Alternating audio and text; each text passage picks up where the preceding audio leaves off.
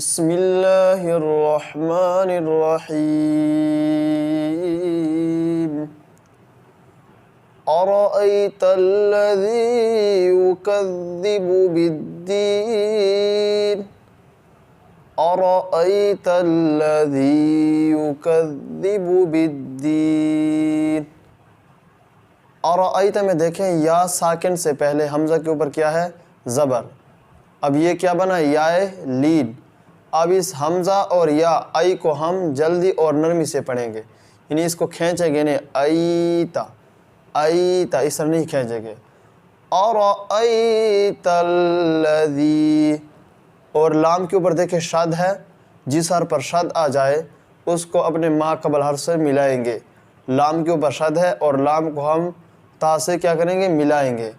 أرأيت الذي يكذب، یکذب میں دیکھیں یہاں پر با کے اوپر پیش ہے، لیکن پیش کیا گیا واو ساکن نہیں ہے.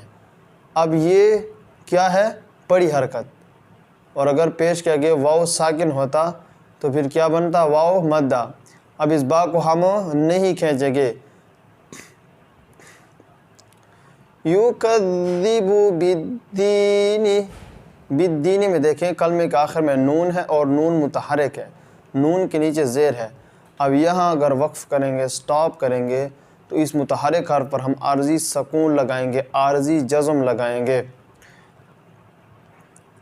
أرأيت الذي يكذب بالدين فذلك الذي يدع اليتيم ولا يحض.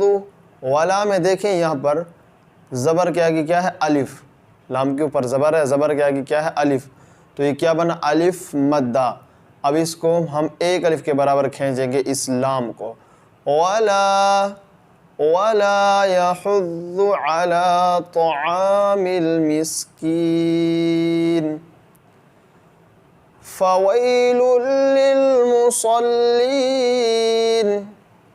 فويل للمصلين الذين هم عن صلاتهم ساهون الذين هم يراءون